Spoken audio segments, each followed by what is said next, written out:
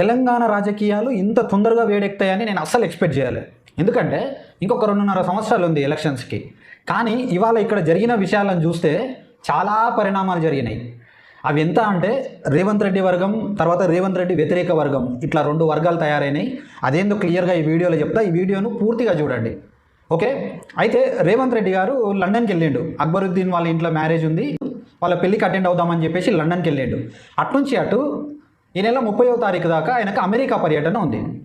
అయితే ఇవాళ మార్నింగ్ వచ్చిన న్యూస్ ఏంటంటే రేవంత్ రెడ్డికి అమెరికాకి వెళ్ళడానికి పర్మిషన్ దొరకలేదు.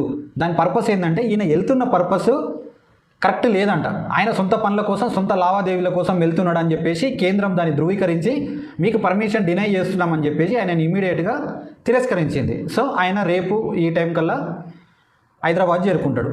అయితే ఇక్కడ జరిగిన పరిణామాలు ఏంటంటే కొండా సుష్మిత గారు ఏదైతే మాట్లాడారో ఆమె మాట్లాడిన మాటలకి రేవంత్ రెడ్డి వర్గం 42 మంది ఎమ్మెల్యేలు అని చెప్పుకున్నారు ఇప్పటిదాకా.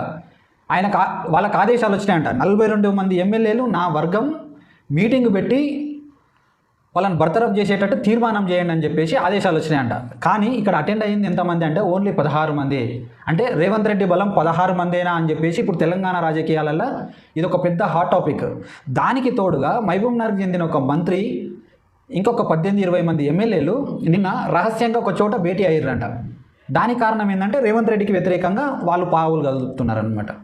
అయితే ఇక్కడ ఏం జరుగుతుంది అంటే రేవంత్ రెడ్డి తన సొంత కుంపటి, ఆయన విదేశాలలో గత 2 సంవత్సరాల నుంచి ఆయన సొంతంగా పెట్టుబడులు పెట్టుకొని ఆస్తులు పెంపొందించుకొని రేపటి రోజు సొంత పార్టీ పెట్టుకున్నా లేకపోతే ఇంకొక పార్టీతోటో అంటగాయో మొత్తానికైతే తన వర్గాన్ని బయటికి తీసుకొచ్చి మళ్ళీ నేను 2034 దాకా నేనే సీఎంగా ఉంటాను ఆయన బల్లగుద్ది ఎందుకు చెప్తున్నాడంటే దగ్గర ఆయన కొన్ని వేల కోట్లను వెనకాల వేసుకున్నాడు. అది కేంద్రం గమనించింది, ఢిల్లీ అధిష్టానం, కాంగ్రెస్ అధిష్టానం కూడా గమనించింది.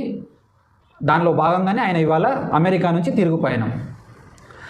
నెక్స్ట్ వచ్చేసి వనపర్తి పంచాయతీ ఢిల్లీకి చేరింది. వనపర్తికి చెందిన ఎమ్మెల్యే మేఘారెడ్డి చిన్నారెడ్డిని బర్తరఫ్ చేస్తారా చెయ్యరా? అటొచ్చేసి కోమటిరెడ్డి రాజగోపాల్ రెడ్డి కూడా ఆయన సొంత వర్గాన్ని రేవంత్ రెడ్డికి వ్యతిరేకంగా తయారు చేస్తున్నాడంట. అంటే ఇక్కడ ఎక్కడికక్కడ రేవంత్ రెడ్డికి నట్లు ఫిట్ చేస్తూ ఉన్నారనమాట. ఎక్కడ ఏం మాట్లాడినా కూడా నెక్స్ట్ 2.5 సంవత్సరాలు కాంగ్రెస్ గవర్నమెంట్ ఉంటుందా, ఊడుతుందా, లేకపోతే రేవంత్ రెడ్డిని తప్పించి కొత్త సీల్డ్ కవర్ సీఎం వస్తాడా?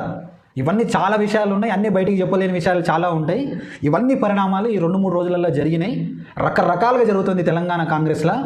పబ్లిక్ ఎవ్వరు ఇక 2.5 సంవత్సరాలలో డెవలప్మెంట్ ఏం ఎక్స్పెక్ట్ చేయకండి. ఎందుకంటే వీళ్ళ కొట్లాటలే సరిపోతాయి. జనరల్గా కాంగ్రెస్ అంటేనే కుమ్ములాటలు. ఈ 2 సంవత్సరాలు వాళ్ళు కొంచెం సైలెంట్గా ఉన్నారు. ఎందుకంటే మన పనులు వస్తే ఏమైనా డబ్బులు సంపాదించుకుందాం, ఫస్ట్ నుంచే లొల్లు పెట్టుకుంటే ఆ వచ్చే రూపాయి కూడా రాదని